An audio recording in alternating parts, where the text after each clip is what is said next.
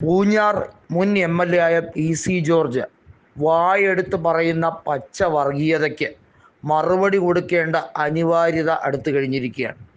അദ്ദേഹത്തിനെതിരെയുള്ള ജാമ്യമില്ലാ വാറന്റ് പുറപ്പെടുവിച്ചുകൊണ്ടുള്ള ഈരാറ്റുപേട്ട പോലീസിൻ്റെ നീക്കം, അതിനെ തടയാൻ വേണ്ടിയുള്ള ശ്രമങ്ങൾ പല കോണിൽ ഒളിഞ്ഞും തെളിഞ്ഞും നടക്കുന്നു എന്നുള്ളത് വ്യക്തമായി കഴിഞ്ഞിരിക്കുകയാണ്. പിണറായി വിജയൻ്റെ പോലീസ് അവർക്ക് കൃത്യമായും RSSൻ്റെ ഒരു വലിയ രീതിയിലുള്ള പിന്തുണയുണ്ട്.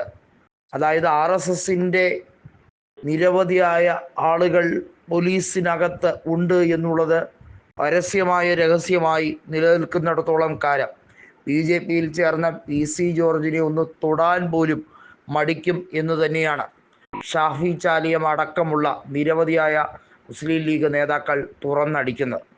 തനിക്കിഷ്ടമില്ലാത്തവരെ പാകിസ്ഥാനിലേക്ക് പോകൂ എന്ന് പറയുന്ന PC ജോർജിൻ്റെ ഈ നാറിയ വൃത്തികെട്ട ഡയലോഗുകൾ അത് കൃത്യമായും മതേതര രാജ്യത്തിന് വലിയ രീതിയിലുള്ള ഒരു ഭീഷണി തന്നെയാണ്.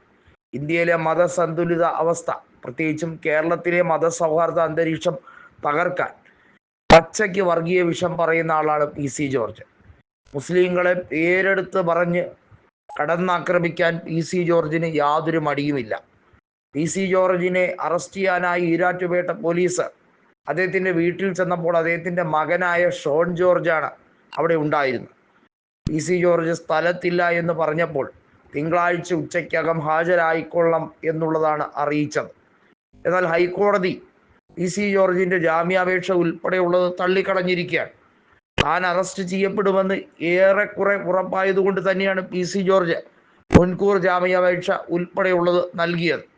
ഒന്ന് ആലോചിക്കണം, അദ്ദേഹം സ്വതന്ത്രനായിരുന്നപ്പോൾ പിണറായി വിജയൻ്റെ പോലീസ് അറസ്റ്റ് ചെയ്തിരുന്നു. എന്നാൽ ഇപ്പോൾ BJPയിലായതിനു ശേഷം ഒന്ന് തൊടാൻ പോലും ഭയക്കുന്ന പിണറായി വിജയനെയാണ് നമ്മൾ കാണുന്നത് എന്നത് വ്യക്തമാക്കി കൊടുക്കുകയാണ് UDF. അതായത് PC ജോർജ് ഏത് രീതിയിലും പച്ചയ്ക്ക് വർഗീയത വിളിച്ചു പറഞ്ഞാലും സംരക്ഷിക്കാൻ ഒരു പാർട്ടി മൊത്തത്തിൽ കൂടെയുണ്ട് എന്ന രീതിയിലാണ്. അതുകൊണ്ട് ഏതറ്റം വരെയും പോകാം, ഏത് അതിര് വേണമെങ്കിലും ലംഘിക്കാം, അതിനാരും ചോദിക്കുകയില്ല എന്ന രീതിയിലാണ്. ഈരാട്ടുപേട്ടയിലുള്ള സകലരും, പ്രത്യേകിച്ച് മുസ്ലിം സമുദായത്തിലുള്ളവർ എല്ലാം വർഗീയവാദികളാണ് എന്ന് പ്രഖ്യാപിക്കുന്ന തരത്തിലാണ് PC ജോർജ് പല രീതിയിൽ വിവാദമുണ്ടാക്കിയത്. മാത്രമല്ല, നേരത്തെ ഇദ്ദേഹം മുസ്ലിം സമുദായത്തിനകത്തുള്ള കച്ചവടം ചെയ്ത് ജീവിക്കുന്നവരെ കുറിച്ച് ഏറ്റവും മോശമായ പരാമർശമാണ് പറഞ്ഞത്. അവരെക്കുറിച്ച് ഏറ്റവും നിന്ദ്യമായിട്ടുള്ള രീതിയിൽ അധിക്ഷേപിച്ച PC ജോർജ് ഒരിടത്തും മാപ്പ് പറഞ്ഞതായി പിന്നീട് കാണുന്നില്ല.